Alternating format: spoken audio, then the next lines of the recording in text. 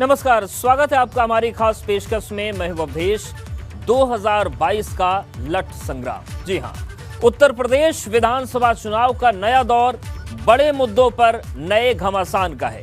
CM योगी ने आज रोजगार के मुद्दे पर सपा और बसपा की पहले की सरकारों पर जमकर तंज किए।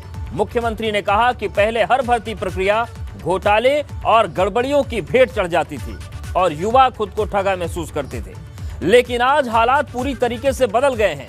मुख्यमंत्री ने कहा कि आज किसी को उंगली उठाने का मौका नहीं मिलता। मुख्यमंत्री योगी के इस दावे पर समाजवादी पार्टी ने पलटवार में देरी नहीं की। अखिलेश यादव ने ट्वीट किया और कहा कि राज्य सरकार का 4 लाख नौकरियां देने का दावा झूठा है। सपा अध्यक्ष ने कहा कि अगर जांच हुई तो युवाओं पर 4 लाख लाठियां बरसाने की बात जरूर सच निकलेगी। और इस बार पलटवार से आप समझ सकते हैं कि राज्य में चुनावी तपिश किस कदर बढ़ रही है। आज इस खास शो में आपको चुनावी दांवपेच की हर राजनीतिक हलचल दिखाएंगे, हर पार्टी की रणनीति समझाएंगे और ये भी बताएंगे कि आखिर ओम प्रकाश राजभर की नई सियासी अबूझ पहेली क्या है। बने रहिए हमारे साथ और देखते रहिए 2022 का लठ संग्राम।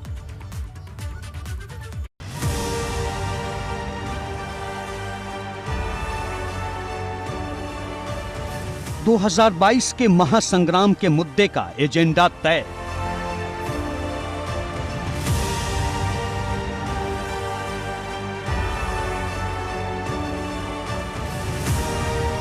रोजगार पर सबसे बड़ा आर पार।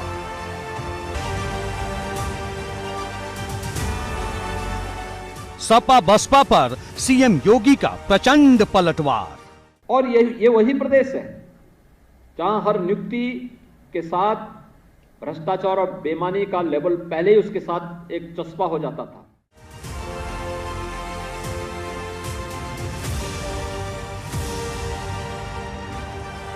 विरोधियों को जवाब, भ्रष्टाचार मुक्त रोजगार का हिसाब। ये बहुत प्रसन्नता है कि यहां पर तेजी के साथ युवाओं को प्रदेश के अंदर नौकरियों की सुविधा प्राप्त हुई है। मुख्यमंत्री की सीधी ललकार, हर भर्ती की प्रक्रिया रही ईमानदार।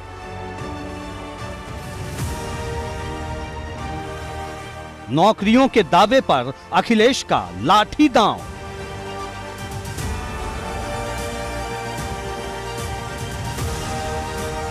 – 2022 का लठमार संग्राम। मुद्दों की बिसात पर ही सियासत की बाजी जीती जाती है। इसीलिए भाजपा ने अपनी सरकार की विकास योजनाओं, उपलब्धियों और रोजगार के मुद्दे पर काम को सबसे आगे रखा है। हर क्षेत्र की कामयाबी गिनाई जा रही है तो विपक्ष की पहली कोशिश तमाम सरकारी दावों को गलत साबित करने की है। सच और झूठ के दावों की यह सियासत लठमार अंदाज में चल रही है। आरोपों के प्रहार की रेस लगी है। पलटवार भी तूफानी अंदाज में हो रहा है। सीएम योगी हर कार्यक्रम में सरकार के कामों का पूरा हिसाब पेश कर रहे हैं तो पहले की सरकारों की कुंडली खोलने में भी देर नहीं कर रहे। उधर विपक्ष की तैयारी पूरी है। समाजवादी पार्टी ने 5 मुद्दों पर 5 अगस्त से आर पार की जंग का ऐलान कर दिया है।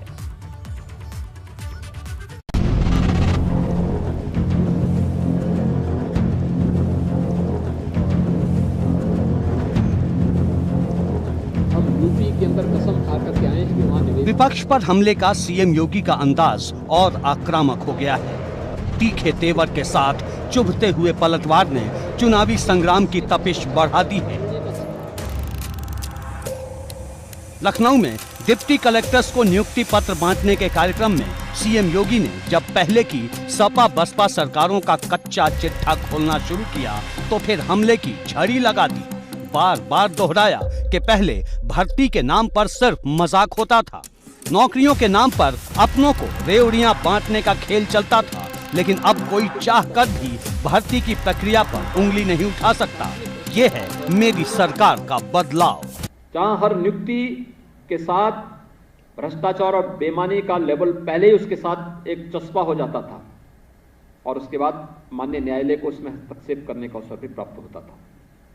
न्यायालय उसको स्टे करती थी, उसकी जांच बिठा देती थी, प्रक्रिया ऐसी बाधित हो जाती थी कि युवा यहाँ का अपने आप को ठगावा महसूस करता था।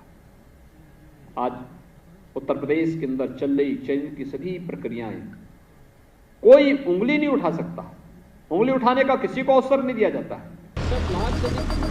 मुख्यमंत्री ने एक एक कर कई उदाहरण गिनाए। कानून व्यवस्था के मुद्दे पर दो टूक बात की। पहले की सरकारों पर जमकर बरसे। दावा किया कि हालात ऐसे थे कि बड़े निवेशक राज्य में पूंजी लगाना नहीं चाहते थे, लेकिन अब स्थिति पूरी तरह बदल चुकी है। आज प्रदेश के अंदर कानून व्यवस्था की स्थिति हो या कोविड प्रबंधन की स्थिति, सरकार की प्रोएक्टिव पॉलिसी ने इस फील्ड में और त्वरित निर्णय लेने की जो प्रवृत्ति हम लोगों ने विकसित की है, इसके कारण उसके बेहतर परिणाम सामने आए हैं। उधर समाजवादी पार्टी ने सरकार के दावों पर चुभता हुआ पलटवार किया। अखिलेश यादव ने ट्वीट किया कि प्राइमरी स्कूलों में भर्ती की मांग कर रहे छात्रों को जिस तरह भाजपा सरकार की पुलिस ने सड़क पर घसीटा और गिरफ्तार किया है, वो बेहद निंदनीय है। अगर ईमानदार जांच हो जाए तो यूपी की भाजपा सरकार के 4 लाख नौकरियों का दावा झूठा साबित होगा, पर युवाओं पर 4 लाख लाठियां बरसाने का तथ्य सच्चा निकलेगा।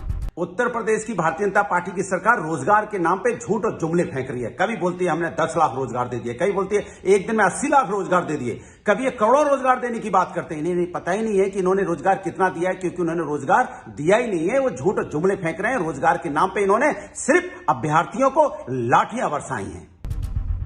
अखिलेश यादव के ये तेवर अब सड़कों पर भी दिखने वाले हैं। समाजवादी पार्टी ने अपने बड़े चुनावी मुद्दे का एजेंडा तय कर लिया है। 5 मुद्दों को लेकर पार्टी आर पार के तेवर के साथ मैदान में उतरेगी। इसके लिए 5 अगस्त की तारीख तय की गई है, जब अखिलेश यादव खुद लखनऊ की सड़कों पर साइकिल दौड़ाएंगे। 5 अगस्त को पार्टी के पूर्व राष्ट्रीय उपाध्यक्ष जनेश्वर मिश्र की जयंती है।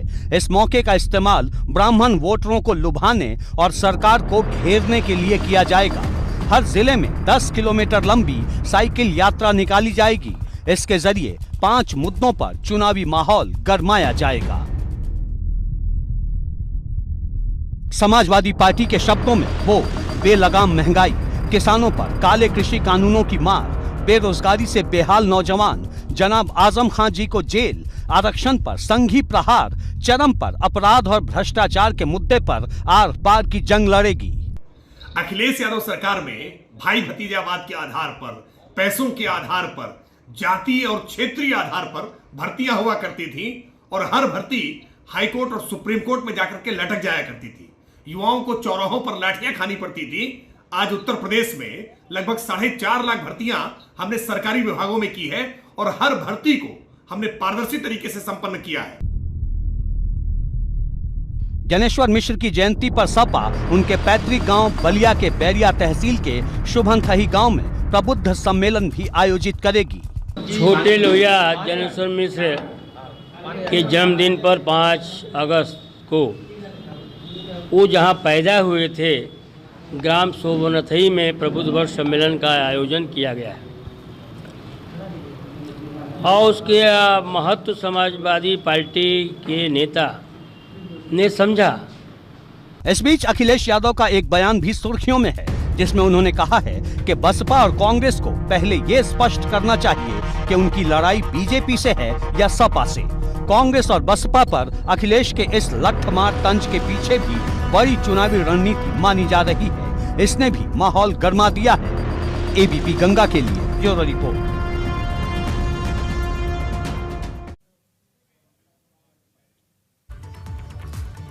तो जो लठदांव चल रहा है सियासत का, उस पर हम चर्चा करेंगे। सत्यदेव पचौरी जी सांसद बीजेपी हमारे साथ जुड़ गए हैं, उनके पास जाएंगे। साथ ही साथ हमारे साथ डॉक्टर राजपाल कश्यप जी भी जुड़ गए हैं, एमएलसी सपा। आप दोनों का बहुत स्वागत है, आपके पास आएंगे। तो जो सियासी दांव चल रहा है, जो लाठी दांव चल रहा है, इस पर एक बार नजर डाल लेते हैं। बड़े मुद्दों पर चुनावी एजेंडा जो है वो तय किया जा रहा है, तय होना शुरू हो गया है। विकास, रोजगार, इनकी बात करें तो ये सबसे ज्यादा, कानून व्यवस्था सबसे ऊपर है। कोरोना मैनेजमेंट, टीकाकरण का मुद्दा भी असरदार है। भाजपा का साफ साफ इशारा, बेहद आक्रामक होगा ये चुनावी अभियान। और सपा के इशारे की बात करें तो जमीन पर उतरकर जमीनी मुद्दे उठाए जाएंगे। बसपा का इशारा यह है कि बड़े मुद्दे उठेंगे, वोट बैंक के मजबूत समीकरण पर जोर है। और कांग्रेस की रणनीति की बात करें तो क्षेत्रीय के साथ ही साथ राष्ट्रीय मुद्दों पर भी जोर बना रहेगा। लेकिन इन सब के बीच आरोप और प्रत्यारोप का दौर जारी है।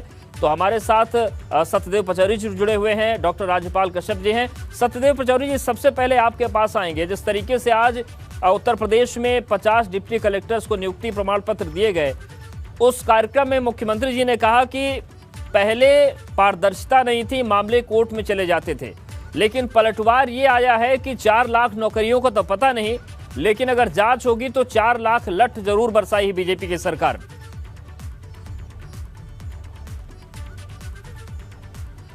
देखिए, मैं कुछ कहूं? जी जी बिल्कुल। हेलो, देखिए, ये विरोधियों पे कुछ कहने के लिए नहीं है। मैं समझता हूँ योगी जी के 4.5 साल में कहीं भी लाठीचार्ज की घटना नहीं हुई है, कहीं भी हड़ताल नहीं हुई है। और सपा के शासनकाल में आप जानते थे जो गुंडागर्दी का राज्य था, हमारे यहाँ तो सबसे प्राथमिकता है कि कानून का राज्य की स्थापना। आज उत्तर प्रदेश में 23 करोड़ जनता से पूछ लीजिए कि कानून का राज्य स्थापित है कि नहीं है। यहाँ लाठीचार्ज की बात कर रहे हैं, इससे झूठा और हास्यास्पद तो कुछ हो ही नहीं सकता। ठीक है, जवाब ले लेते हैं। डॉक्टर राजपाल कश्यप जी हमारे साथ जुड़े हुए हैं। तो जनता कह रही है। डॉक्टर राजपाल जी, आज की जो बहस शुरू हुई है वो यूपी पीएससी के नियुक्ति से हुई है कि 50 डिप्टी कलेक्टर्स को जो नियुक्ति प्रमाण पत्र दिया गया, लेकिन आपके भी शासनकाल में आपको याद होगा कि वो लोक सेवा आयोग जो था उत्तर प्रदेश का, ये स्थितियां हो गई थी कि यादव सेवा आयोग कहा जाने लगा था। जेब सेवा आयोग था, यादव नहीं, जेब सेवा आयोग जी, यही तो आरएसएस है।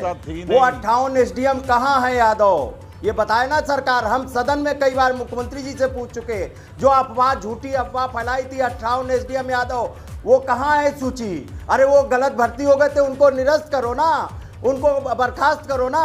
और ये आज नियुक्ति पत्र दे रहे हैं, इससे पहले लगता है एसडीएम की भर्ती नहीं होती थी। आज योगी जी ऐसा, ये सब लोग ऐसा प्रचारित करते हैं और सीटें खाली पड़ी हैं। और कृषि विश्वविद्यालय में एक जात के 11 प्रोफेसर भर्ती हो गए, 15 में 11। और मंत्री ने अपने भाई को अभी वहाँ एक यूनिवर्सिटी में अपने भाई को प्रोफेसर बनवाने का काम किया। ये आरक्षण घोटाला, 69,000 शिक्षकों में आरक्षण का घोटाला हुआ। और ये कह रहे हैं आंदोलन नहीं हुआ, लाठी नहीं चली। अभी एक मौर्य समाज की बेटी है जिसको जवाब ले लेते हैं, पीट के हाथ पैर सत्यदेव पचौरी जी, और मौर्य उप मुख्यमंत्री दो सवाल उठे नहीं कुछ कर पाए। पहला तो राजपाल जी ये सवाल उठा रहे हैं कि अगर वो यादव सेवा आयोग था तो वो लोग फिर उनको क्या हटाया आपने? और दूसरा, कानून व्यवस्था पर आज अखिलेश यादव ने ट्वीट किया है कि तलवार से लोगों के हाथ और गर्दन काटी जा रही है। कहाँ है कानून व्यवस्था? हमने वो देखी, मैं एमएसएमई मिनिस्टर था और इन्होंने 53 लोगों की ऐसी भर्तियां की थी जो एक ही परिवार के 2-2, 3-3 लोग थे, उस पर रोक लगा दी थी और कोर्ट से वो निरस्त कर दी गई। ये तो हर जगह जातिवाद भी पैसा भी करते थे और पैसा भी लेते थे। ये मैं कह रहा हूँ। अब देखिए, अरे सूची प्रकाशित करो, 1,37,000 पुलिस में भर्ती हो गई, कोई आरोप नहीं है। आपके पास कुछ नहीं है। पहले भर्तियां होती थी, घोटाले पे घोटाला कर रहे हो। हमने आरक्षण खत्म कर रहे हो, प्राइवेट सेक्टर में आरक्षण लागू नहीं कर रहे हो। सारी पारदर्शिता के साथ काम कर रहे हैं, लेकिन अरे आपने तो वकीलों की भर्ती की है, कितने दलित वकील भर्ती किए हो? 13 मेडिकल कॉलेज 4 साल में बना दिए। यूनिवर्सिटियों में कुलपति कितने बनाए हैं दलित बैकवर्ड आदिवासी? अरे यूनिवर्सिटियों को बता दो, कप्तानों की सूची दिखा दो जिला अधिकारियों की जेवर सूची हवाई दिखा अड्डे दो, की कितने शुरुआत दलित कर दी बैकवर्ड हमने। आदिवासियों को 12 भर्ती किया हवाई है। अड्डे नए आप बताओ प्रस्तावित तो, किए हैं जो बनने जा आप रहे हैं हमारी सरकार को उत्तर कहते थे प्रदेश में। यादवों की सरकार, तो हम सारे ढूंढते घूम रहे पर्यटक स्थल निषाद का बेटा कलेक्टर जो कहाँ है? विकसित हो बताओ रहे ना, हैं ताकि निषाद का बाहर बेटा के कहाँ लोग आए कलेक्टर है? उत्तर प्रदेश प्रजापति में। का बेटा कहाँ है? मौर्य का बेटा कहाँ है? बघेल का बेटा कहाँ है? बताओ ना, आप हमारी सरकार को बताते थे चौरसिया का बेटा कहाँ है? झूठ के अलावा विश्वकर्मा का कुछ बेटा है कहाँ नहीं। है? ये सब बताओ ना, माफियागिरी बताओ करते ना। थे और जमीनें हड़पी अरे हुई थी अरकवंशी का गरीबों की, बेटा कहाँ है? सारी आपके जमीन पास हमने कुछ छुड़वाई नहीं। है, मुक्त जनता कराई है। इंतजार कर रही है 2022 आज बनारस का विकास हो रहा माननीय है, अखिलेश अयोध्या यादव जी का को विकास हो रहा है, प्रचंड बहुमत के चित्रकूट साथ का में विकास सरकार हो ठीक रहा है, है। विकास पर भी बात करेंगे पचौरी जी, और डॉक्टर राजपाल जी आते हैं। विकास का जो मुद्दा उस पर भी बात करेंगे, लेकिन युवाओं पर सभी की निगाहें बनी है, एक बार उस पर भी, उन पॉइंट्स पर भी नजर डाल लेते हैं कि किस तरीके से राजनीति आगे बढ़ रही है, जो मुद्दे हैं किस तरीके से आगे बढ़ रहे हैं। भाजपा का कहना है कि 4 लाख नौकरियां दी, दावा किया जा रहा है।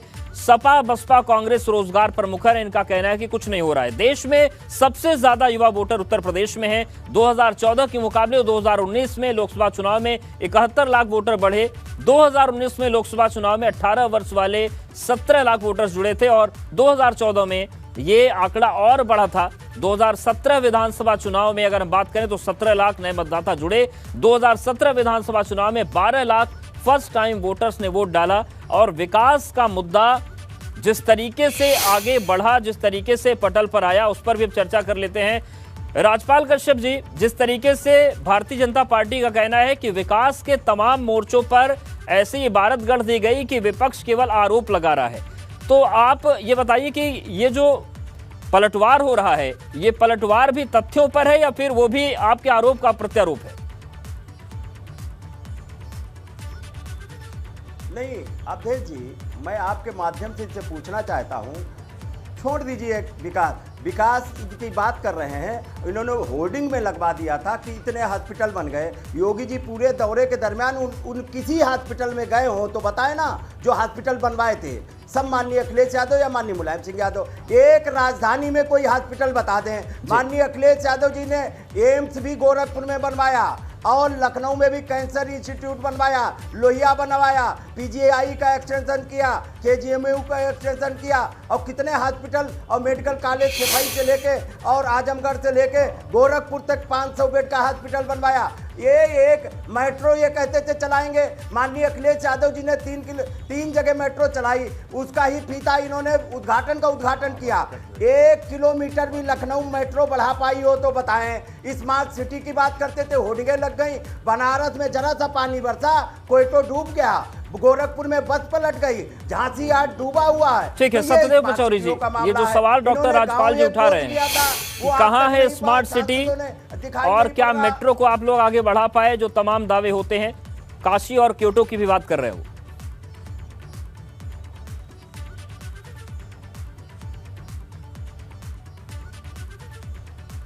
पचौरी जी, मेरा आपसे सवाल था, जवाब दीजिए डॉक्टर राजपाल कश्यप का। ये हाँ बताएं। डॉक्टर राजपाल जी पूछ रहे हैं कि काशी क्योटो बना क्या, स्मार्ट सिटीज कहां हैं आपकी? स्मार्ट सिटी पूरे उत्तर प्रदेश में स्मार्ट सिटी कानपुर बन रहा है, बनारस बन रहा है, अलीगढ़ बन रहा है, लखनऊ बन रहा है, आगरा बन रहा है। सारे 12 स्मार्ट सिटी उत्तर प्रदेश में चयनित हुए हैं, सब बन रहे हैं, सब में विकास हो रहा है। देख भी आना जाके, गोरखपुर भी देख आना जाके, बरसात में डूब गया है। और स्मार्ट सिटी क्या बना रहे हो? मल्लाहों की अरे मैं देखा हूँ, चलाओगे ये स्मार्ट बनाओगे आप। ये आपको झूठ के पुलंदे के अलावा आपके पास कुछ नहीं है। झूठा प्रोपोगंडा, प्रचार, दुष्प्रचार, ये क्योंकि आप हताश और निराश हैं। आप पे अरे नहीं, हम ये तो जनता बताएगी। आप चुनाव घबराइए नहीं, चुनाव में आने दीजिए। आपके झूठे जो आरोप है इसके पोल खुल जाएगी। गोद लिया था, बता दो ना। अरे अपना गांव बता दो, 5 साल में तो 5 गांव ले लेने चाहिए थे गोद। मैंने कौन गोद कौन गांव लिए डेवलप थे, किए आपने? हम काम हो रहा है। आपको गांव बता देंगे। हम विधायक नहीं थे, केवल पैड पे माननीय अखिलेश यादव जी जनेश्वर मिश्रा और लोहिया गांव तक कार्यकर्ताओं तक का करने का काम किया है। हम जातिवादी हो गए, जनेश्वर मिश्रा के नाम पे योजनाएं चलाएं। अरे आपके अलावा एक जाति के विधानसभा एक जाति के अलावा किसी का काम नहीं किया आपने। के लोगों को आज ये मल्ला और निषाद का बेटा बैठा है जिसको एमएलसी और मिनिस्टर बनाने का काम किया। कितने हमारे समाज के आरक्षण लागू करने, मछुआ आवास मिलता था, आपने योगी जी ने 3 लाख से घटा के 1,20,000। मेरे यहाँ समाज के हर आप जयंती के कर दोगे आप। अरे भाई अरे सांसद जी अपना गांव बता दो, अपना गांव बता दो, किसको डेवलप किए हो, कहाँ? अरे एक गांव नहीं आप डेवलप करवा पाए क्योंकि प्रधानमंत्री जी ने बिल्कुल ठीक है। डॉक्टर राजपाल कश्यप जी, एक सवाल मेरे और भी मन में है, और ये सवाल मैं बताऊं कि केवल मेरा नहीं है, ये सवाल प्रदेश के लोगों का है। और सवाल ये है कि जब विकास की बात करते हैं, आपने कहा कि युवा मुख्यमंत्री ने विकास किया, फिर क्यों जरूरत पड़ जाती है कि आप लोगों को कहना पड़ता है कि हम मल्लाह कम्युनिटी से आते हैं, हम छोटे दलों से इसलिए मिलेंगे क्योंकि उनको भी जोड़ लें, उन जाति को भी जोड़ लें, उस जाति को जोड़ लें। क्या आज के दौर में जातियों की बात अच्छी लगती है सर्वांगीण विकास के बजाय? ये सियासत चुभती है और बात भी चुभती है।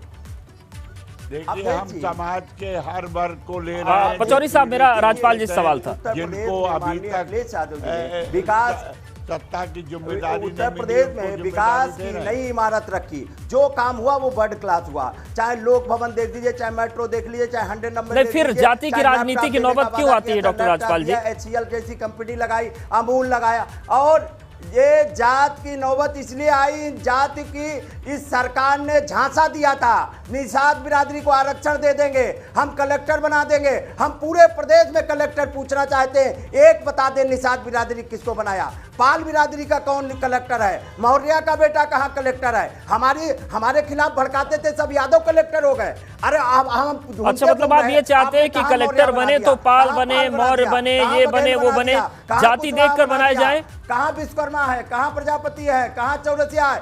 कितने कुलपति बनाए हैं इन्होंने बैकवर्ड और दलित आदिवासी? बताए ना, वोट तो सबका ले लिया था। और हमारे नेता माननीय अखिलेश यादव जी ने बिना जाति धर्म के सभी जातियों को नीतिगत नियम से सबको लाभ देने का काम किया, और विकास के पैमाने आज बेरोजगारी चरम सीमा पे है। ठीक है, चलिए आपका जवाब ले लेते हैं। पचौरी साहब, डॉक्टर राजपाल जी पूछ रहे हैं कि आपने निषाद, मौर्य, केसरवानी, इनको कब कलेक्टर बनाया और कहाँ बनाया कलेक्टर? अब जाति पर बात आ रही तो आप जवाब दे ही दीजिए। देखिए,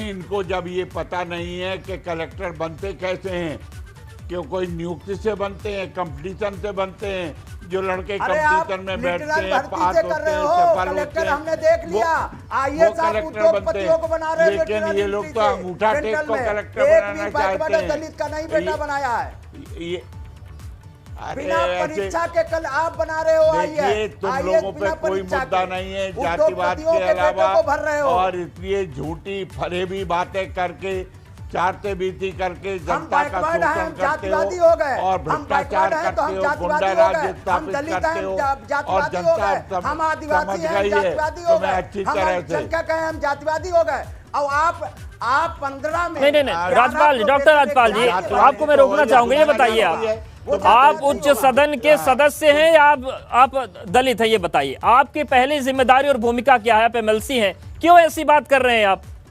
आपकी जिम्मेदारी क्या है, ये बताने की कि मैं दलित हूं, या फिर ये कि एक बड़ी पदवी मिले आप सबको आगे लेकर बढ़ाइए? ये कौन सा जातिवाद है? संविधान बनाया जो सामाजिक, शैक्षिक, आर्थिक रूप से आदमी को चुना है बाबा साहब के। हम कोई संविधान से हटके नहीं मांग रहे हैं, हम संविधान में जो बाबा साहब ने व्यवस्थाएं दी वो हैं मांग रहे हैं। अच्छा नहीं, अगर हम बाबा साहब के बनाए हुए संविधान के अनुरूप, ये तो संविधान विरोधी है, लोकतंत्र की भी हत्या कर रहे हैं। अब तो टीवी चैनल भी कोई बोल दे उसके खिलाफ FIR हो जा रही है, अगर उसकी जांच होने लगती है।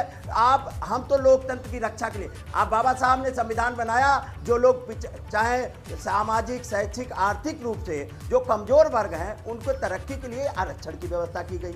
अब ये ठीक है, इस पर बात करेंगे, लेकिन हमारे साथ सुभाषपा के नेता संतोष पांडे जी भी जुड़ गए हैं। एक बड़ी खबर पर उनसे भी बात करेंगे, लेकिन सतदेव पचौरी जी, ये जो बात होती है 4.5 साल की, विकास पर बात करेंगे, विकास पर राजनीति करेंगे, ये अचानक से आखिरी 6 महीनों में मामला जाति की पटरी पर कैसे उतर जाता है? नहीं, हमारे पास जातिवाद का कोई स्थान नहीं है राजनीति में। समाज के हर वर्ग को विकास का अवसर मिलना चाहिए, गरीब को मिलना चाहिए, कमजोर को मिलना चाहिए। इसके लिए प्रधानमंत्री जी ने तमाम योजनाएं लाई हैं। मुख्यमंत्री गरीब को आवास देने की बात तो हमने की है, इन्होंने कभी की? कभी आवास दिए गरीब को निःशुल्क बिजली कनेक्शन दिए, गैस कनेक्शन दिए, शौचालय का निर्माण किया? आप घटा के 1,20,000 कर दिए हो, तो ये आवास दे रहे हो आप ये आवाज दे रहे हो। 3,05,000 मछुआरों को मिलता था, वही आवाज में 3,05,000 उत्तर प्रदेश में आपने घटा के 1,20,000 कर दिया। और ये योजना पहले से चल रही थी, उसका नाम बदल दिया, प्रधानमंत्री कर दिया। अरे वो तो इंदिरा आवास के मिलते ही थे पहले, उसमें कौन सा आपने तमका मार दिया? अरे अपना गाँव कहाँ भाई, ये बहस कैसे आदमी से करा रहे हो जिसको डेकोरम नहीं मालूम? ठीक है, इस चर्चा को अब आगे बढ़ाएंगे, आप सभी हमारे साथ बने रहिए। अब बात करते हैं सियासत के एक अबूझ पहेली वाले मुद्दे की। सियासत का ऊंट किस करवट बैठेगा ये कोई नहीं जानता, और यही वजह है कि कहा जाता है कि सियासत में सब कुछ संभव है। इस बात को और मजबूती तब मिली जब सुबह भाजपा प्रदेश अध्यक्ष स्वतंत्र देव सिंह के साथ सुहेलदेव भारतीय समाज पार्टी के अध्यक्ष ओपी राजभर की मुलाकात हुई।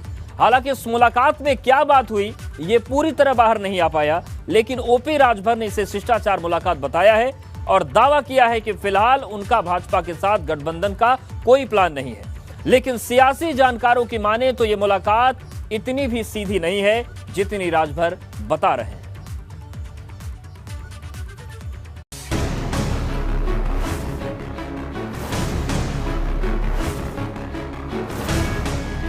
ओम प्रकाश राजभर की अबूझ पहेली।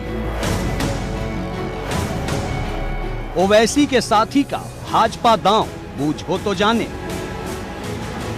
राजभर की राजनीतिक चाल, पिछड़ा कार्ड पर नया सवाल। भाजपा नेताओं के लिए 2 पांव पर आने पर चारपाई पर वापस भेजने की अपील करने वाले ओम प्रकाश राजभर महज 5 दिन बाद ही भाजपा के प्रदेश अध्यक्ष के साथ मीटिंग करते नजर आएंगे, ये किसने सोचा होगा। लेकिन यूपी की सियासत में राजभर की अबूझ पहेली इतनी ही आसान होती तो फिर बात ही क्या थी। पहले तो वो पिछड़े जाति से आते हैं, पिछड़े समाज के हैं। उसके बाद वो भारतीय जनता पार्टी के प्रदेश अध्यक्ष हैं। तो मैं भी पिछड़े समाज से आता हूँ। पिछड़ों का जो कुछ समस्याएं हैं, कुछ चीज़ें हैं, उस संबंध में चर्चा पर चर्चा करने को लेकर के, जैसे आज प्रदेश की हालत ये है कि ये तमाम जातियां जो उपेक्षित हैं इनको कैसे हिस्सा मिले। ओम प्रकाश राजभर भाजपा के प्रदेश अध्यक्ष स्वतंत्र देव सिंह से मिले, ये बिल्कुल साफ है। लंबी बातचीत हुई, ये भी साफ है। बावजूद इसके राजभर कह रहे हैं कि वो भाजपा के साथ नहीं जाएंगे। अब पूछने वाले पूछ रहे हैं कि अगर नहीं तो फिर खुलकर ऐसी मुलाकात की जरूरत ही क्यों थी। है ना अबूझ पहेली। इसलिए हम कह रहे हैं कि राजभर का दांव बूझ हो तो जाने। तो कहाँ हम बीजेपी के साथ जा रहे हैं? देखिए, बीजेपी से हमारा समझौता नहीं होगा, ये फाइनल बता रहा हूँ। हमारा समझौता होगा तो कांग्रेस से हो सकता है, बसपा से हो सकता है और सपा से हो सकता है, और बीजेपी से हम समझौता नहीं करेंगे। भाजपा प्रदेश अध्यक्ष स्वतंत्र देव सिंह के साथ सुहेलदेव भारतीय समाज पार्टी के अध्यक्ष ओम प्रकाश राजभर की मुलाकात हुई तो फिर से इस कयास को बल मिला कि ओपी राजभर एक बार फिर से एनडीए का हिस्सा बन सकते हैं। पहले एनडीए और मंत्री पद छोड़कर बगावत करने वाले ओपी राजभर का भाजपा के प्रदेश अध्यक्ष से मिलना सियासी घटनाक्रम का बड़ा बदलाव है। लेकिन राजभर कह रहे हैं कि ये तो सिर्फ शिष्टाचार मुलाकात है। और जहाँ तक सवाल स्वतंत्र पटेल जी से मिलने का है, तो एक शिष्टाचार मुलाकात थी, उसका पॉलिटिकल कोई मतलब नहीं। भले ही राजभर अपने पत्ते नहीं खोल रहे, लेकिन इस पर बयानों की बौछार तेज है। राजनीति में एक दूसरे से भेंट हो जाना, ये कोई राजनीतिक गठजोड़ों के ओर संकेत कर रहा हो या इस प्रकार का राजनीतिक कोई मंतव्य रहा हो, ये आवश्यक नहीं हुआ करता। मुझे जानकारी नहीं किसकी किससे भेंट हुई। भारतीय जनता पार्टी समाजवादियों से इस कदर डर गई है कि उसे पता है कि समाजवादी की सरकार 2022 में आने वाली है, तो भारतीय जनता पार्टी भटक रही है, इधर उधर भटक रही है, कुछ भी करने को तैयार है, लेकिन वो कितना भी भटक ले, 2022 में बाईसाइकिल की सरकार होगी और भारतीय जनता पार्टी सच में भटक जाएगी। इन मुलाकातों का कोई मतलब नहीं। उत्तर प्रदेश का जनमानस इस बात को समझ चुका है और उत्तर प्रदेश का विपक्ष भी समझ चुका है कि श्री आदित्यनाथ जी उत्तर प्रदेश के किसी भी वर्ग का कोई भला नहीं कर सकते। श्री ओम प्रकाश राजभर जी एक मंझे हुए राजनेता हैं और उनको वो भूला नहीं है कि जब श्री आदित्यनाथ जी ने उनको अपनी कैबिनेट से बर्खास्त करके अपमानित किया था। ओपी राजभर भागीदारी संकल्प मोर्चा के संयोजक हैं। इसमें असदुद्दीन ओवैसी की पार्टी AIMIM समेत 10 दल शामिल हैं। राजभर ने भाजपा पर चुभते हुए हमले का एक भी मौका हाथ से जाने नहीं दिया है। देश की जातिवार जनगणना नहीं हो रही है। जब तक जातिवार जनगणना नहीं होगी तब तक देश में हिस्सेदारी बराबर नहीं मिलेगी। तो एक जातिवार जनगणना कराने के लिए हम परेशान हैं कि देश में जातिवार जनगणना हो जाए ताकि सबको बराबर हिस्सा मिले, सम्मान मिले। अब ये जान लें कि अगर भाजपा के साथ जाना हुआ तो राजभर किन शर्तों के साथ तैयार होंगे। कुल 5 शर्तें गिना रहे हैं, जिसमें सबसे अहम शर्त यह है कि मुख्यमंत्री पद का चेहरा पिछड़े वर्ग से होना चाहिए। ये बी टीम जीतेगी, ये टीम हारेगी, गारंटी के साथ कहता हूं। 22 में सरकार बनवा के दिखाऊंगा, देखिए ना। अभी किसी को पता नहीं, इसी नाते सब परेशान ना। ओपी राजभर ने गठबंधन को लेकर भी अबूझ बयान दिया है। उन्होंने कहा कि पहले नंबर पर सपा, दूसरे नंबर पर बसपा और तीसरे नंबर पर कांग्रेस के साथ वो गठबंधन करना चाहते हैं और भाजपा के साथ गठबंधन तभी होगा जब उनकी 5 मांगों को भाजपा मंजूर कर लेती है।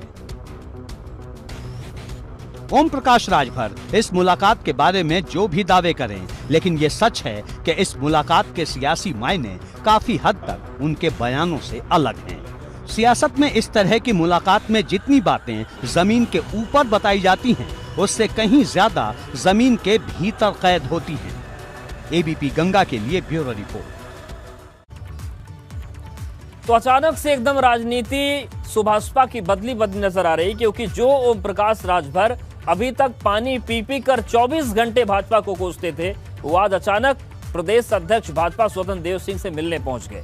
बात उन्होंने ये जरूर कही कि बीजेपी के साथ जाने का कोई सवाल नहीं, लेकिन इन्हीं सवालों के बीच 5 शर्तों का सौदा भी है कि अगर 5 शर्तें बीजेपी मान ले तो जा भी सकते हैं। अब सवाल ये है कि आखिर आगे क्या होने वाला है।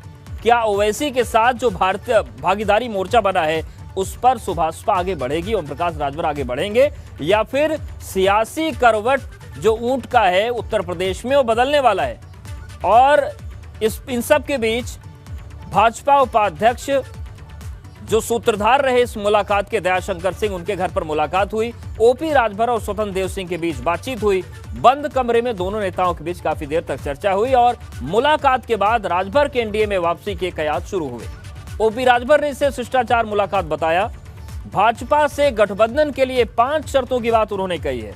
अक्टूबर में आगे की रणनीति पर खुलासा करेंगे, यानी कि दिलचस्पी आ गई है, सस्पेंस आ गया है कि आखिर अक्टूबर में ऐसा क्या खुलासा होने वाला है, कौन सी सियासी खिचड़ी पक रही है। 5 शर्तें क्या हैं वो भी बता देते हैं। पहली शर्त, मुख्यमंत्री का चेहरा पिछड़ा जाति से हो, समान शिक्षा मिले, गरीबों का बिजली बिल माफ हो, गरीबों का इलाज मुफ्त हो, सामाजिक न्याय समिति की रिपोर्ट लागू हो, और अगली शर्त यह है कि महिलाओं को 33% आरक्षण दिया जाए। तो ये 5 शर्तें हैं ओम प्रकाश राजभर की।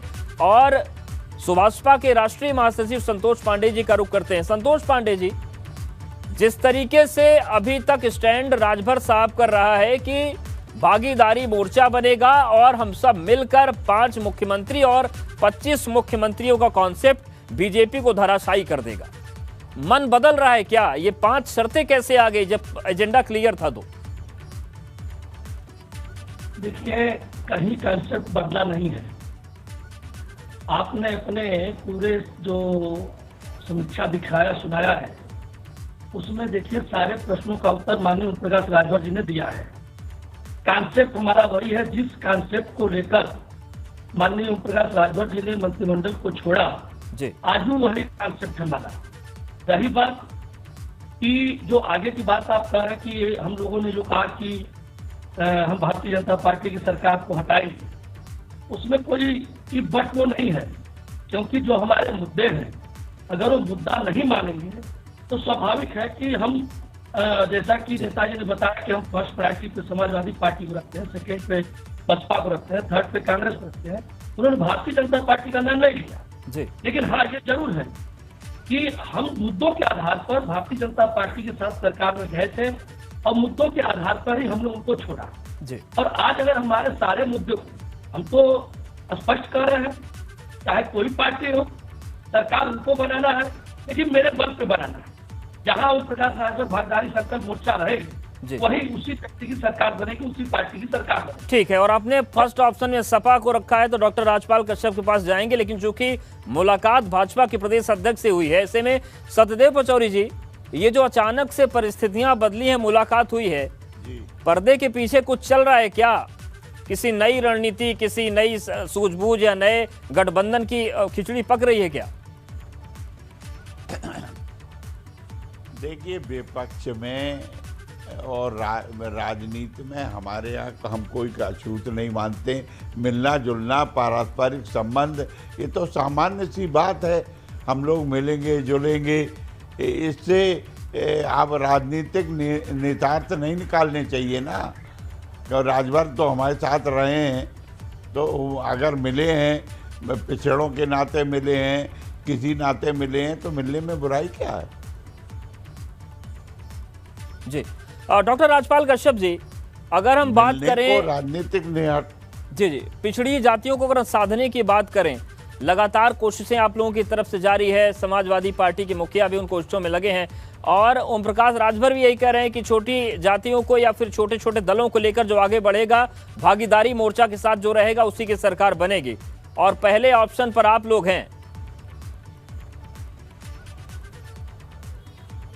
देखिए, समाजवादी पार्टी के राष्ट्रीय अध्यक्ष जी ने समय समय पे लगातार कहा है कि हम छोटे छोटे दलों से समझौता करेंगे, उनको सम्मान देने का काम करेंगे, और उन्होंने समय समय पे कहा है। दूसरी बार रही पिछड़ी जातियों की, अभी मैं 10 जिलों का दौरा करके आया हूँ, पिछड़े वर्ग सम्मेलन करके आया हूँ, जिसमें भारी संख्या में पिछड़ी जातियों के लोग आए हैं। उनको उन्हें पता है कि समाजवादी पार्टी ही असली सम्मान दे सकती, चाहे राजभर हो, चाहे निषाद हो, चाहे कश्यप हो, बिंद हो, मल्लाह हो, केवट और प्रजापति, ये इन लोगों को आरक्षित वर्ग का परिभाषित करने का काम समाजवादी पार्टी ने किया था, और बीजेपी ने तो इनको झांसा दिया, वोट ले लिया, सरकार बना ली। अब फिर सरकार खतरे में आ गई है, बीजेपी सरकार हटने जा रही है। बीजेपी डूबता हुआ जहाज है, जो उस पर बैठेगा वो डूबेगा।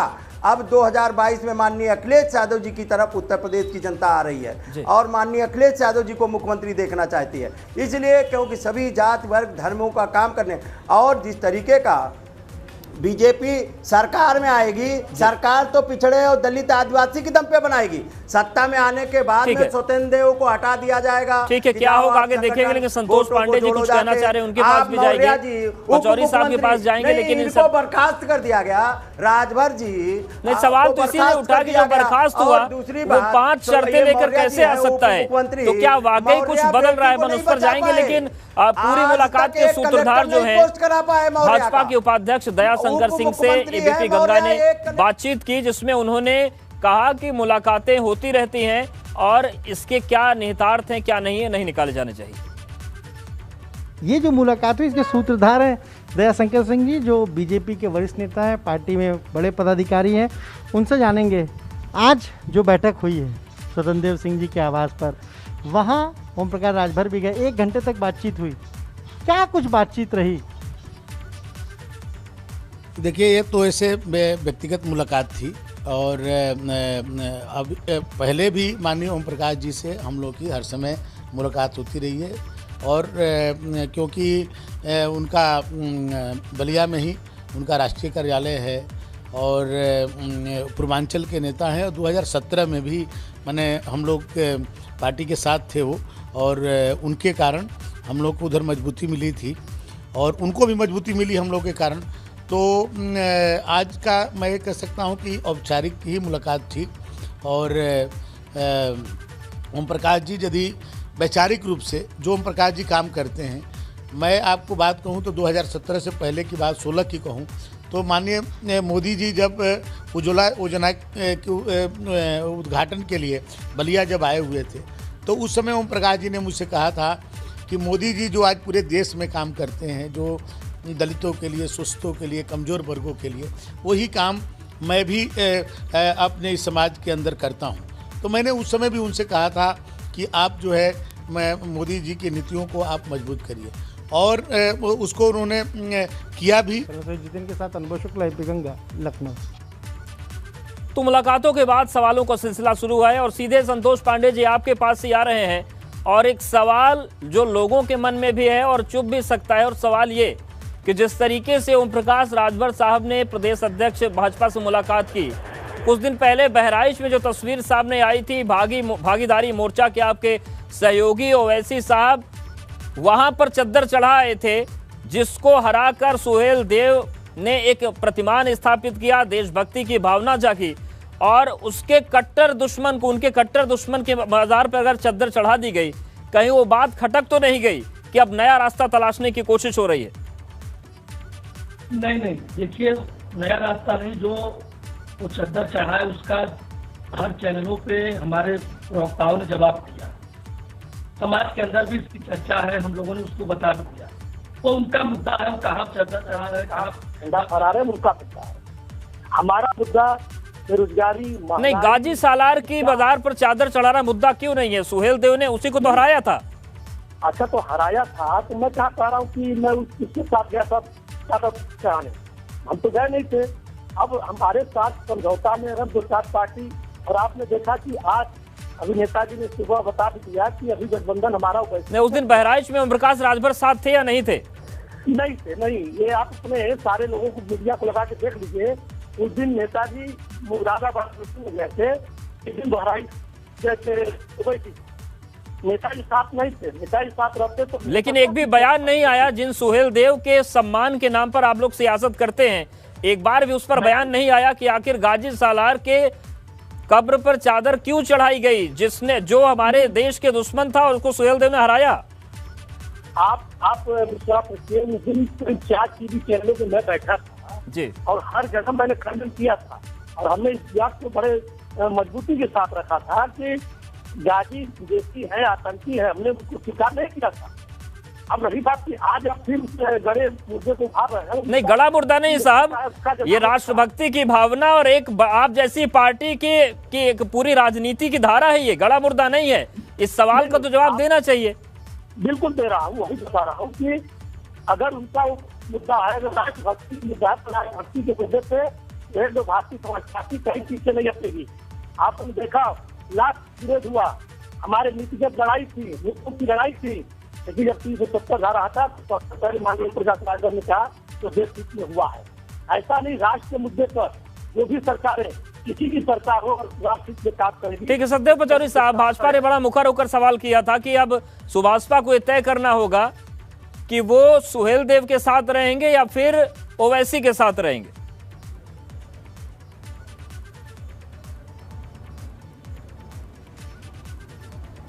देखिए, हम अपने दम पे, अपने बलबूते पर चुनाव लड़ रहे हैं, और हम अपने दम पर चुनाव लड़ेंगे। जिसको आना होगा आएगा, नहीं आना होगा नहीं आएगा।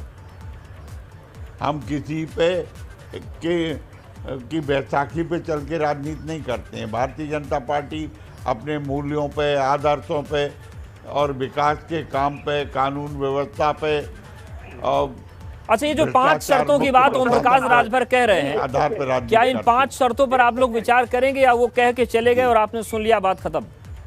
नहीं, एक सेकंड हमें पता नहीं उन्होंने क्या कहा।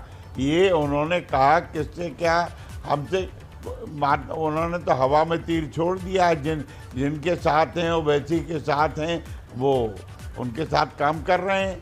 ठीक है, राजपाल कश्यप जी, जो महाराजा सुहेल देव की राजनीति है वो पूर्वांचल की अच्छी खासी सीटों पर प्रभाव रखती है और सुभाषपा का इसीलिए बेस भी बना है।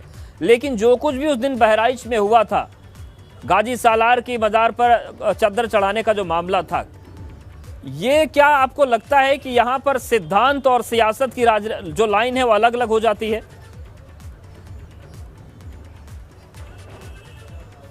देखिए अवधेश जी, वो उनकी पार्टी का मामला है, वो जाने, लेकिन वर्तमान में दलित, पिछड़े, शोषित, वंचित बीजेपी से बहुत परेशान है। और महंगाई चरम सीमा पे है, बेरोजगारी चरम सीमा पे है, कानून व्यवस्था ध्वस्त है, स्वास्थ्य सेवाओं को सभी लोगों ने कोरोना काल में देख लिया, एक योजना इनकी धरातल पे नहीं है, लोग तड़प तड़प के ऑक्सीजन से मरे, बेरोजगारी आप बताइए ना, कितने लोग नौकरियों से निकाल दिए गए, कितने मॉल बंद हो गए, कितनी दुकानें बंद हो गई, आज तक नहीं। और ये झूठ पे झूठ, अब चुनाव आ गया, ये चुनाव में तिकड़म ताजिया करके जीतना चाहते हैं, लेकिन जनता ने सीधा संदेश दे दिया अभी पंचायत चुनाव में, जिला पंचायत सदस्यों के चुनाव में, प्रधान और बीडीसी के में, कि समाजवादी बिल्कुल। लेकिन मेरे सवाल से राजपाल साहब बिल्कुल निकल गए, डिप्लोमेटिक हो गए, सद गए।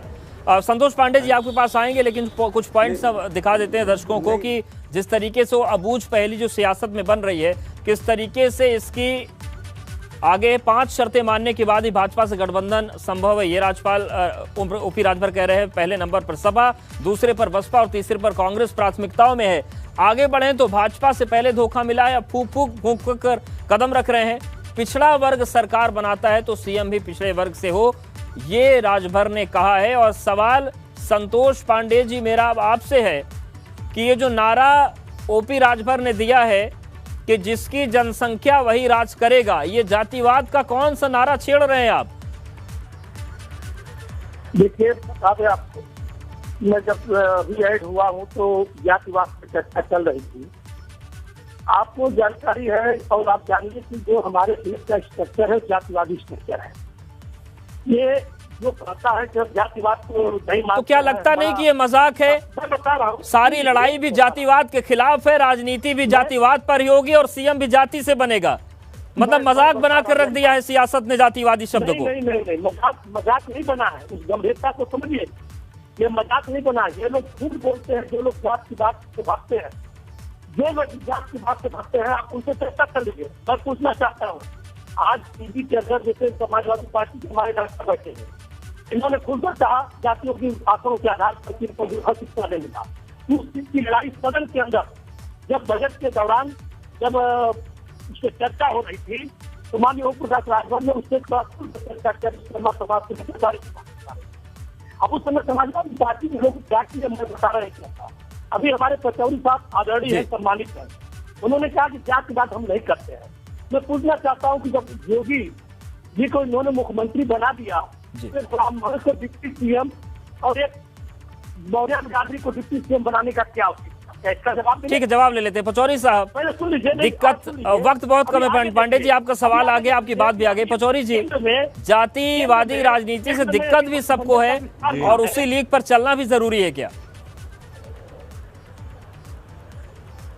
नहीं, हम जातिवादी राजनीति करते ही नहीं है, इसलिए हम तो समाज के सभी वर्गों को लेके चलते हैं। समाज में सभी वर्ग, हम जातिवाद के आधार पर हम राजनीति नहीं करते। ठीक है, राज्यपाल कश्यप जी फाइनल कमेंट आप दे दीजिए, वक्त एकदम। हम सभी वर्ग समाज के, देश के, प्रदेश के विकास में पिछड़े वर्गों का पंचायत में अगर आरक्षण और नगर पालिकाओं में आरक्षण लागू किया तो माननीय मुलायम सिंह यादव जी ने, आदिवासियों का आरक्षण पंचायत में लागू किया माननीय अखिलेश यादव जी ने, मंडल कमीशन की सिफारिशें लागू करने का काम माननीय मुलायम सिंह यादव जी ने किया, पिछड़ों के, और 40 में 2 सिफारिशें अभी लागू हुई हैं। तो सभी का शुक्रिया हमारे साथ जुड़ने के लिए, बातचीत करने के लिए। तो सियासत की पहली वाकई कितनी अबूझ है, सबकी दलीलों से समझ में आता है। और आप सभी का बहुत शुक्रिया हमारे साथ जुड़ने के लिए, बातचीत करने के लिए। तो पूरी तस्वीर बन रही है, तो सियासत में ये बातें बड़ी अहम है। और इन सब के बीच अब कांग्रेस की बात करते हैं, ये बात किसी से छिपी नहीं कि एक तरफ जहां प्रबुद्ध वर्ग सम्मेलन के जरिए बसपा ने ब्राह्मण समाज के वोट में सेंधमारी की रणनीति पर काम शुरू किया, तो अब कांग्रेस भी उसी राह को अपनाती दिख रही है। कांग्रेस ने 2 दिन की दलित स्वाभिमान यात्रा का ऐलान किया है। कांग्रेस का दावा है कि यात्रा राज्य में दलितों के उत्पीड़न के खिलाफ निकाली जा रही है, वहीं विरोधी दल इसे कांग्रेस की सियासी रणनीति का हिस्सा करार दे रहे हैं।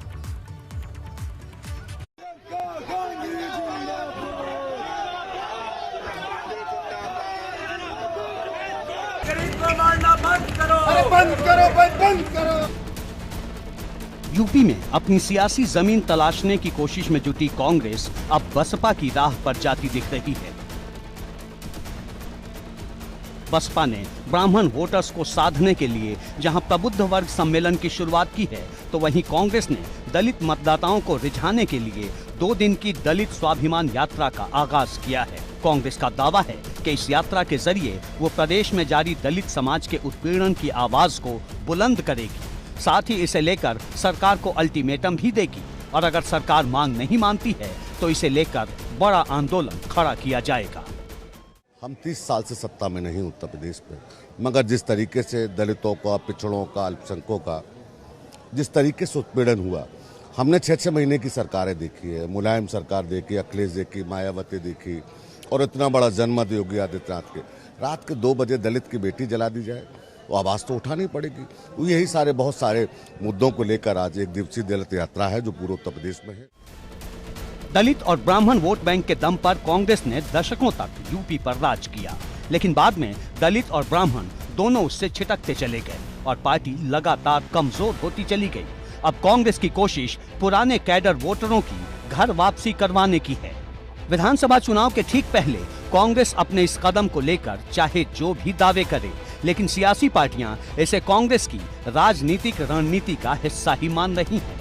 अलीगढ़ में प्रबुद्ध वर्ग सम्मेलन में हिस्सा लेने पहुंचे बसपा के महासचिव सतीश चंद्र मिश्रा ने भी इसे लेकर कांग्रेस के साथ साथ सपा और भाजपा पर भी निशाना साधा है। कांग्रेस कुछ कर रही है, समाजवादी पार्टी भी कुछ करने जा रही पीछे पीछे, ये भारतीय जनता पार्टी भी पीछे पीछे कुछ करने जा रही है। तो ये कर रहे हैं तो अच्छा है, पीछे पीछे आ रहे हैं इसके मतलब परेशान हो गए हैं ना, घबरा गए हैं।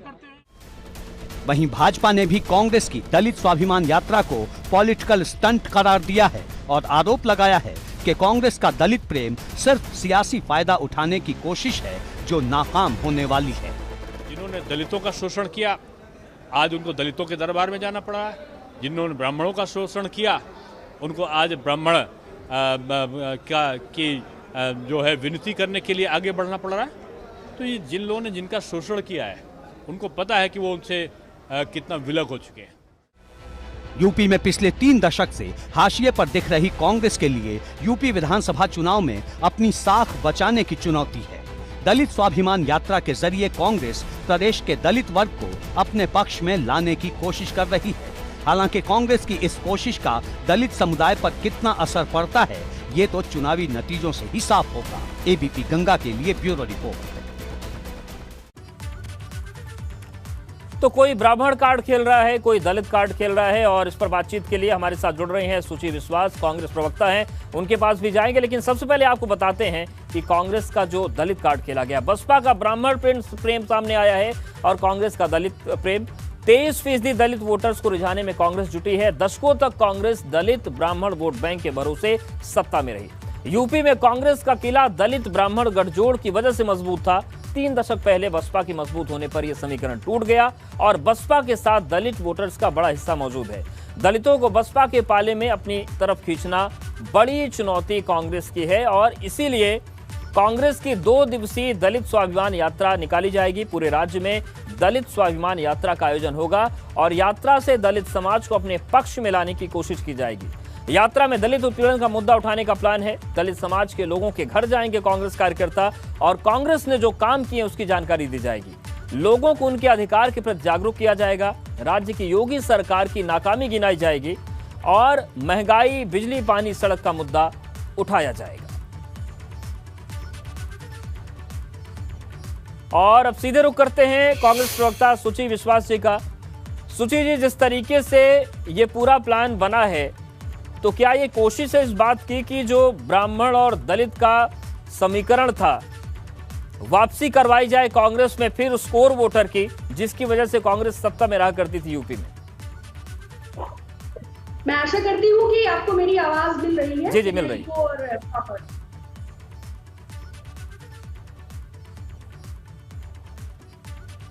आपको मेरी आवाज सुची जी, आवाज में आ रही है, आप बोलिए। जी जी, पहले तो जो शब्द आपने इस्तेमाल किया कि लंबे समय तक कांग्रेस सत्ता में रही ब्राह्मण और दलित गठजोड़ के आधार पर, तो मुझे लगता है यहाँ पर संशोधन की आवश्यकता है। कांग्रेस लंबे समय तक सत्ता में रही संवैधानिक मूल्यों के आधार पर दलितों, वंचितों, शोषितों और समाज के सभी वर्गों को साथ लेने के आधार पर। हाँ, आज जो पार्टी सत्ता में है, आज जो ताकतें ये तमाम उभर रही हैं, आज जो क्षेत्रीय छत्रप हैं, तो उनकी राजनीतिक दुकानदारी धर्म और जाति पर आधारित और द्वेष और सद्भाव नष्ट करने की जो परिपाटी है, जो बीजेपी का मदर ऑर्गेनाइजेशन है राष्ट्रीय स्वयंसेवक संघ, जो समय समय पर आपके चैनल के माध्यम से भी मनुस्मृति का भी गुणगान करते हैं, वर्णाश्रम व्यवस्था का भी गुणगान करते हैं, उच्च और सवर्ण और दलित के विभेद का भी गुणगान करते हैं, तो ऐसे लोग कांग्रेस पर अगर आरोप लगाते हैं तो ये दुखद है। हमने सशक्त किया है समाज के हर वर्ग को और हम पर उंगली उठाने का अधिकार उन्हें बिल्कुल नहीं, जिन्होंने बिल्कुल। लेकिन सुजी जी, बसपा तो ये कह रही है कि जब हमने ब्राह्मणों का सम्मेलन शुरू किया तो हमारी छटपटाहट में ये लोग नकल कर रहे हैं, परेशान हो गए सभी लोग। देखिए, भगवान पर या ब्राह्मण पर या दलित पर या समाज पर किसी का एकाधिकार है क्या? अरे सब राजनीतिक दल है, सबको लोकतांत्रिक ढंग से अपनी बात रखने का अधिकार है और सबसे बड़े नकलची तो भारतीय जनता पार्टी है। कट कॉपी पेस्ट कहीं से करते हैं, जिस संसद पे मत्था टिकाते हैं उसी को गिरा के सेंट्रल विस्टा बनाते हैं, जिस संविधान की प्रतियां जलाते हैं, जिसको नतमस्तक होते हैं उसी का बहिष्कार करते हैं। तो जो तानाशाही हुकूमत है उसको इस बात की समझ ही क्या है कि मौलिकता क्या है और कांग्रेस ने सरकारों को चलाया कैसे। हमने जो सद्भाव देश में बनाए रखा उसको तो छिन्न भिन्न और नष्ट कर दिया भारतीय जनता पार्टी और उसके अनुसांगिक संगठनों ने। आज देश बिल्कुल। लेकिन सुजी जी, आपके इस कदम से बीएसपी बड़ी नाराज दिख रही है, उन्हीं को ये उनका ये तर्क है कि नकल हो रही है हमारी। हाथी के गले में कमलगट्टे की माला है, तो बहन जी को आगरस में जब 2:30 बजे रात को पेट्रोल डालकर बेटी का दाह संस्कार कर दिया जाता है तो मुंह में दही जमा रहता है। तब श्रीमती प्रियंका गांधी वाड्रा और श्रीमान राहुल गांधी जी जब नोएडा एक्सप्रेस वे से चले और सिर्फ पीड़िता के साथ संवेदना व्यक्त करना चाहते थे तो पूरे हाईवे को छावनी में तब्दील कर दिया, उनके गिरेबान पर हाथ डाला। उत्तर प्रदेश की योगी आदित्यनाथ सरकार की पुलिस ने जब दलितों पर लगातार अत्याचार हुए तब बहन जी की कोई बात नहीं आई। ठीक है, यानी कि मुद्दे उठ रहे हैं, मुद्दों पर बात हो रही है। अब देखने वाली बात होगी कि जनता को किसकी राजनीति में ज्यादा अपनी करीबी नजर आती है। शुक्रिया सुजी जी हमारे साथ जुड़ी बातचीत के लिए, आपका बहुत शुक्रिया। तो इस खास पेशकश में फिलहाल इतना ही, तो कार्ड अलग अलग चले जा रहे हैं। अब ये देखने वाली बात होगी कि किसका दांव ज्यादा जबरदस्त होता है और जनता किसके पाले में जाती है।